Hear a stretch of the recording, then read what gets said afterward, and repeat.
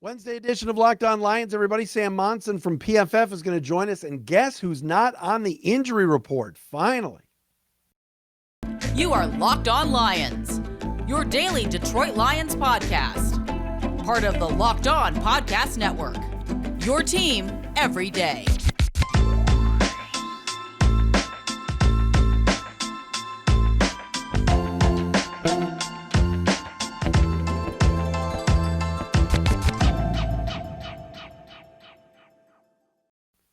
What's happening, everybody? Matt Dery with you. It is a Wednesday edition of Locked On Lions on the Locked On Podcast Network. Matt Dery with you on a Wednesday, November 30th into Thursday, December the 1st. Hope everybody is doing well, feeling good, getting ready for Sunday. Tony Wiggins going to join us tomorrow for the Locked On Thursday crossover, the host of Locked On Jaguars. I love T-Wig. He's one of my favorite guys. Nobody knows the Jags better than Tony Wiggins. We're going to have him on tomorrow. Sam Monson is our guest today. From Pro Football Focus. I read Sam a lot, including in the offseason when he does his rankings and everything. He also hosts the PFF NFL podcast, co-hosts it with Steve Palazzolo. So Sam's going to join us momentarily. We got his thoughts on the 4-7 Lions. They get ready to take on the 4-win Jaguars. Trevor Lawrence and company coming into town on Sunday. It's like a reunion. Mark Brunell, Todd Wash, all the former Jags coaches and Jag quarterback in Mark Brunell. Facing Jamal Agnew, Marvin Jones, the Riley Patterson revenge game. Yes, it could happen. All of that coming up Sunday at Ford Field. Follow us on Twitter, please, at Dery Speaks, D-E-R-Y Speaks, at Locked On Lions, the Matt Dery Facebook fan page, and we are available to you each and every day on the Locked On Lions YouTube channel where you can watch the video. News of the day very quickly before we get to Sam, and that is injury report is out on Wednesday, and it's out, every Wednesday afternoon, and, usual suspects are on there. Jonah Jackson was limited in practice, but he's coming back from a concussion. So is Jeffrey Okudah. Penei Sewell sitting out practice today. He's got a little bit of an ankle problem. But DeAndre Swift, for the first time since week 1, is not listed on the injury report. Not even a full practice listing, not even a limited practice listing, not even a no practice. For the first time since the first week of the season, no ankle, no shoulder listed on the injury report for DeAndre Swift. What does this mean in the grand scheme of things? I don't know. I've said this on this show and I'll continue to say it. He's such a talented kid. He's a really good running back in space. But are the Lions letting him loose this week? Is this the week that they set aside all the mistakes that he seems to make? Not hitting the right holes, not having great vision, going out of bounds when Deuce Staley wants him to put his shoulder down. Are they making some sort of proclamation today, not putting him on the injured list, not saying he has a shoulder problem or an ankle problem, which he has said would linger all season? What does this mean? Does this mean he's going to play more? Are we not going to see as much of Justin Jackson or Jamal Williams? Are we going to see the real DeAndre Swift, the guy we saw in week 1 against the Eagles, flash so much that you can't take him off the field? That's got to be the hope. This isn't the 85 Bears coming to town. Jacksonville can be leaky at times. Josh Allen's really good off the edge. Trayvon Walker, of course, the first pick in the draft. They got some pieces on their defense. But the home run threat that we were waiting on all year is now, at least on the Wednesday injury report, completely healthy. Are we going to see it this weekend? There's 6 games to go. They're 4-7. They could make a run. They went from a 1.5-point favorite to now being a 1.5-point underdog, which is interesting. But man, we would love to see DeAndre Swift, the real one. I hate to do an Eminem impersonation, but please stand up. Keep that in mind as we get ready for this game this Sunday. Not on the injury list, not in the injury report, at least for this week. Evan Brown is. Penei Sewell is.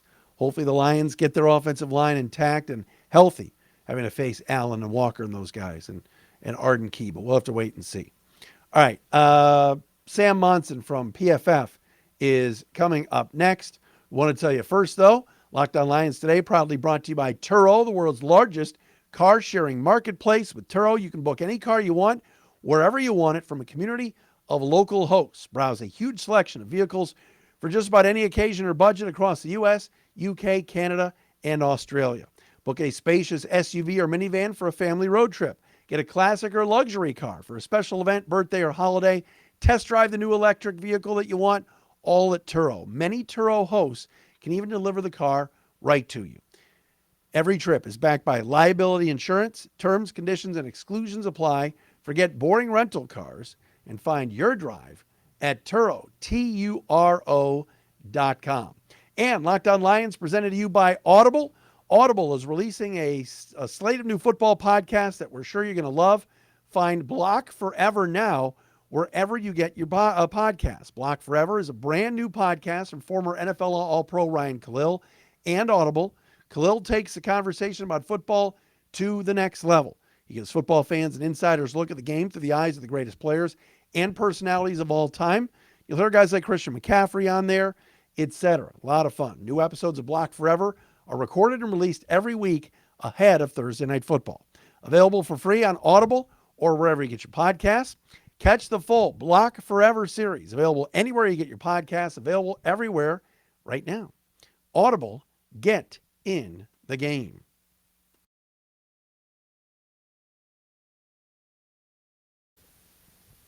And joining me right now today on Locked On Lions Wednesday edition, Sam Monson from PFF. We always love talking to the folks from Pro Football Focus. Always love reading Sam, especially in the offseason with all the rankings and the pieces he puts together. And he's our guest today. What's up, Sam? Hey, how's it going? I'm well. How are you? Good. Thanks for having me. Yep. Yeah, appreciate it. All right. Well, here the Lions sit with another 4-win team coming to town this weekend in Jacksonville. How do you kind of assess where the Lions are right now? And what'd you think of Thursday? Because certainly that was a winnable game against a superior team. Yeah, it was, and it kind of, in a way, it derailed the momentum, right? The run of consecutive victories, but in another way, it sort of showed that the momentum, I think, was real. Like they were able to put it to one of the Super Bowl favorites, really hang with them, and as you say, kind of let it get away from them at the end. And really, it kind of came down to, I think, the difference between the two quarterbacks. When the Lions needed a couple of plays from Jared Goff, he wasn't quite able to make them, and when the Bills needed a couple of plays from Josh Allen, he delivered, right? And that's why Josh Allen's on this $45 million contract and seen as one of the best quarterbacks in the NFL. It's why Jared Goff has been moved on from already and isn't quite at that level.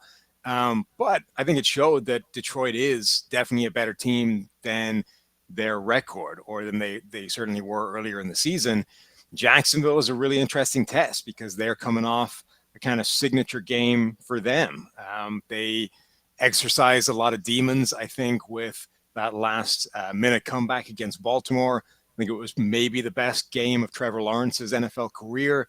It was a signature drive, the kind of statement drive, statement comeback, statement win, statement game from Trevor Lawrence that shows that he can maybe be the guy that he was supposed to be when he was billed as this great quarterback prospect. So I think that's a fascinating test to see if Lawrence can do it again or if that was just a one-off. Are the Lions where you expected them to be, sitting at 4-7? Obviously, the division is probably not what you expected, Sam. Right. But what about where Detroit sits right now with 6 games left? Maybe a little bit worse off than I think we expected them to be. I know a lot of people were really high on Detroit's ability to maybe go on a run, maybe make the playoffs this season. I think I was a little bit lower on them because so many of the reasons the people were optimistic were kind of projections, right? I love the way they've gone about building, the way they've sort of done this rebuild, the multi-year project. Let's tear it down. Let's start building one component after another and stack all these bricks on top of each other. And then in year 3, we'll be ready to roll. The problem with that is when you're doing that with these young guys, if you didn't get the right players, or if you miss, or if the development takes longer than it's supposed to, all of a sudden the brick that you're stacking things on top of isn't the foundation piece you thought it was, and the whole thing doesn't really work as well. So, when they loaded up with all these young defensive linemen, if those guys don't take the big step the next year, it's not doing what it's supposed to. And that was always the projection, is this will be the year we get, Alim McNeil taking a step forward and Nwuzurike and all these young guys. And all of a sudden you've got this really good defensive line, and then everything else falls into place. That hasn't really happened. We've seen flashes of it from Alim McNeil, but the whole kind of collective hasn't been as good as maybe people thought it would be. And when that happens, I think Detroit is still a little bit further away than they needed to be. And obviously, we're still waiting on a guy like Jamison Williams coming in and seeing what he can do. But I think they're still moving in the right direction, and they're not a million miles away from where everybody thought they would be. Sam Monson with us from Pro Football Focus, PFF NFL podcast. He co-hosts that with our buddy Steve Palazzolo and does a fantastic job with that. All right, so you mentioned kind of where they are, and you mentioned some of the players. Dan Campbell in year 2 certainly questioned plenty about fourth down stuff and decision-making early in the year. We saw what took place on Thursday with sort of the late game and the clock, which sort of Jeff Saturday emulated on Monday night. But how do you think Dan Campbell has done so far? It's such a funny job, NFL head coach now, because it isn't really one job. It's 4 or 5 different jobs all rolled into one. It's more of it's why the Jeff Saturday thing was fascinating, because the real criticism about that was he has no coaching credentials, right? He's coached high school and not to a particularly good record. So everybody railed against the lack of credentials or qualifications he has as a coach. But head coach in the NFL, I don't know how much coaching is actually involved in that, as opposed to man management, clock management, people skills, organizational skills, the kind of infrastructure stuff that happens within the building and all those kinds of, like, the million of things that get rolled into that job. And you have to be able to do all of them. But one of the ones that's probably the smallest is actually your on-field X's and O's coaching part of it. That's what the coordinators do. That's what position coaches do. You oversee things on a much more broad level. So a guy like Dan Campbell, whatever he is as a coach, I think it's pretty clear that he's got that kind of motivational quality. Like, people want to play for Dan Campbell. People like Dan Campbell. Even people that don't necessarily think he's very good, they like him, right? There's something engaging about him and makes you want to see him do well, if just because it's entertaining. And I think there's something to that. And in particular in today's NFL, when head coaches have never had more access to other smart people that can do specific things, right? So the clock management thing, the fourth down decision stuff, there should be somebody in the building whose job it is to master that stuff and be able to be in your ear, or be in a guy's ear who's in your ear. You know what I mean? Like, you shouldn't be doing that on your own during the course of a game, because what you're discovering with Jeff Saturday, for example, is it's a different world doing it on the couch and then going and talking about it on ESPN the next day than it is doing it on the sideline when you got 40 seconds between plays, when stuff's happening, when you have to think about down and distance, when you got to think about the fourth down call that's coming up. Like, it's a whole different world. And that's why there's got to be a guy, in the booth or somewhere on the headset that is preparing for that stuff while you're dealing with whether the left guard is actually hurt or whether he's just, getting up slow from the pile. When you're dealing with, was that a fumble or did we get it back? Like, all those other things that are happening at the same time. So there's a degree to which I think the only way you can judge those guys is not, are we good or bad at the 2-minute stuff? Are we good or bad at the fourth down calls? It's, are we at least making sure the right person is making that decision, right? And not trying to do it all ourselves. And then it's, are you good at the kind of motivational thing? Do people want to play for you? Is everybody in the building on the same page? And then it just becomes, are you winning enough games, or do you become the fall guy? Because, like, the head coach is inevitably the first guy out the door if the whole thing isn't resulting in the number of wins you need it to. Let me ask you about playoffs real fast. And I know we can go, playoffs Lions, but it's true. I mean, they've beaten the 2 teams in the wild card hunt right now that would be there if the season ended today, the Giants and the Commanders, the last 2. The Lions have beaten. So how far away in your mind are they from teams like that? Are they not that far away, or is it just, God, the NFC sucks this year, so it's hard to gauge? Yeah, I mean, we had an email into our podcast a few weeks ago. I think it was maybe after the first win, or maybe even before all of them, who said that he believed the Lions are still going to make the playoffs this year. And at the time it seemed crazy. And then they go on this run of 3 wins, and all of a sudden it's a lot, closer than it looked then. It's still for real. I think it's possible. And it's not necessarily because the Lions are, a much better team than they've looked throughout this year. But it is, like you said, that final wild card spot in particular, I think it's going to be wide open in the NFC. If you look at the remaining schedule for the Giants, it's pretty rough. Like, you could see the Giants dropping out of that spot. I don't think there's a lot of teams in the NFC that are going to take wins off each other. it would take a run. They're still going to have to win quite a lot of games, but I think it's still doable. It's still achievable that the Lions could make the playoffs. And they've shown that they can hang with good teams. It's not like you look at their schedule and you say, there's just no way they win, these 3 games. It's not on the table at all. Like they can go in there and have a realistic expectation of coming away with something in pretty much every one of those games. So I think it's probably too far. And I think that's the difference between where we thought they might be going into the year and where they actually are. But because of the NFC this year, it's still definitely on the table.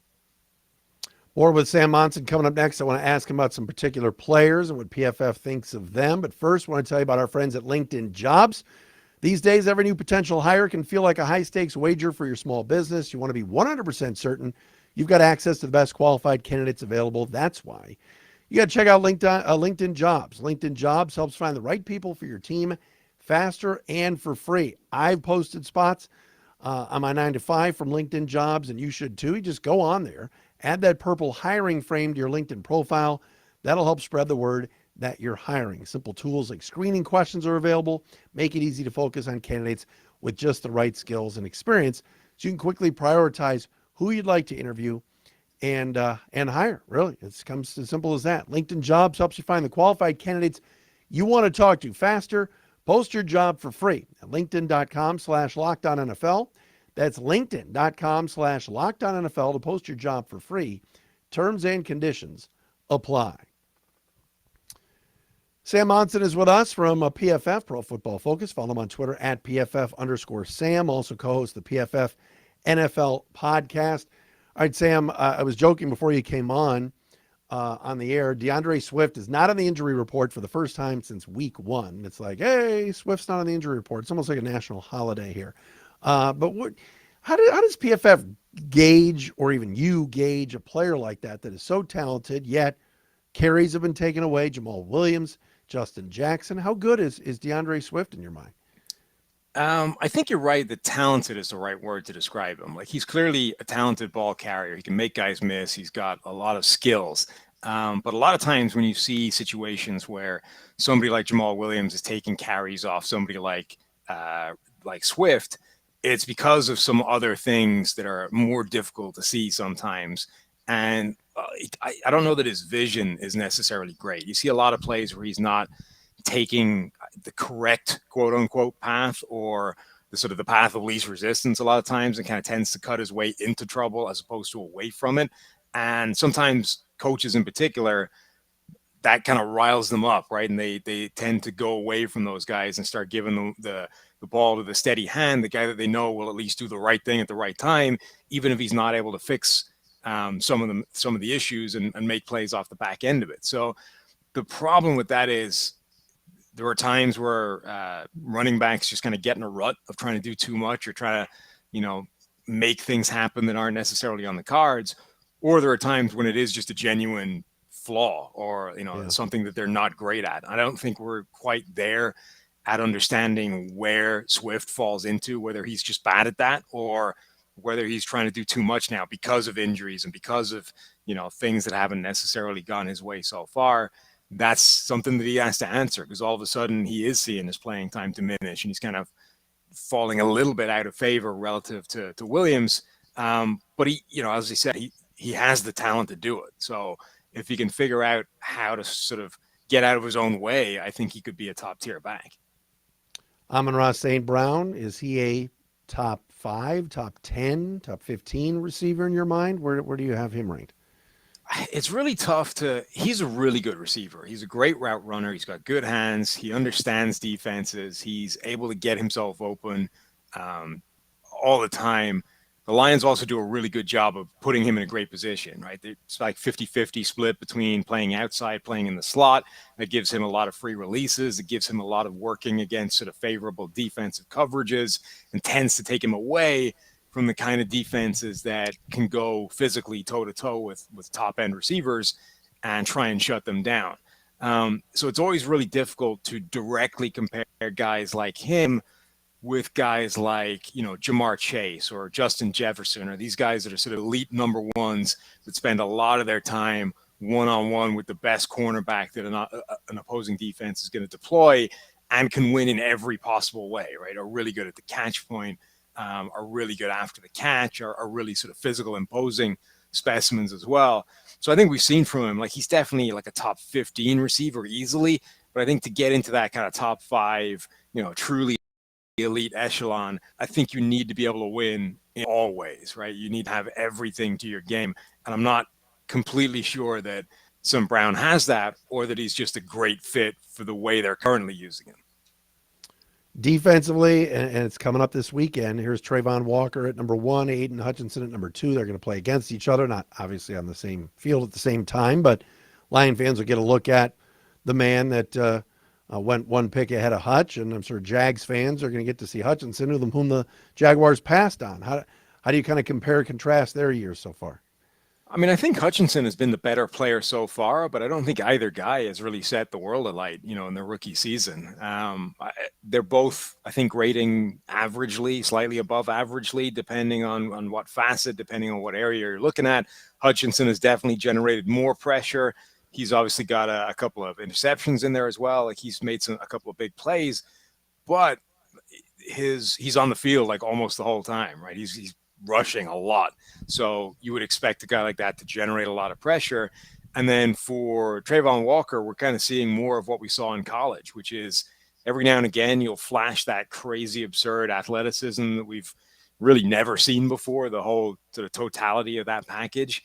But it's not generating to a consistent level of play. Like we're not seeing a lot of pressure from him. We're not seeing a lot of anything consistently. We're just seeing like a flash of what it could be. And maybe down the line that becomes a much more well-rounded player. But I think like both guys are probably going to take a little bit of time to become the players that they were supposed to be.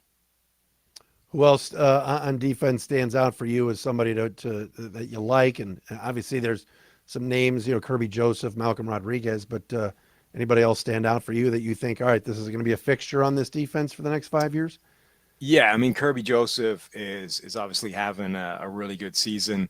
The Rodriguez looks fantastic though. Like he looks like an absolute find for this defense. Keeps popping up with these incredible PFF grades, keeps showing up around the ball, keeps making plays. And linebacker is one of these positions where it's so hard to translate into the NFL playing that position now. We saw Devin Lloyd, right? A first-round pick, had a couple of really good games earlier in the season, then disappeared, and all of a sudden he's benched, and he's now like basically a rotational guy now.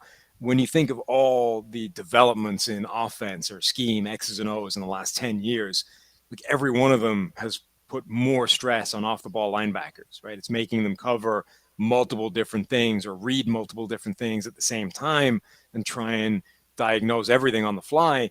And it's like you don't have to go back that far when like a middle linebacker coming into the NFL was a really good position to be able to just translate immediately and be like a defensive rookie of the year candidate straight away. It almost never happens now because those guys are so behind the 8 ball, going from a college defense to the NFL defenses and trying to like be up to speed mentally. And almost all these guys struggle year one, but Rodriguez isn't and looks like fantastic really early on. I think that's a great potential find for them down the line. Just 30 seconds. Who is your defensive rookie of the year right now? Defense, it's got to be Sauce Gardner, I think. That guy looks like one of the best corners in the league, not just best rookie corners. He's been almost shut down from the get-go, almost impossible to beat deep, and is making a ton of plays. Sam Monson from PFF. We appreciate the time. Thanks so much. Anytime. Thanks for having me. Thanks to Sam for joining us. And again, check out the podcast with he and Steve Palazzolo at PFF NFL Podcast. We're back again tomorrow with the Locked On Thursday crossover with Tony Wiggins from Locked On Jaguars. It's a Wednesday edition of Locked On Lions.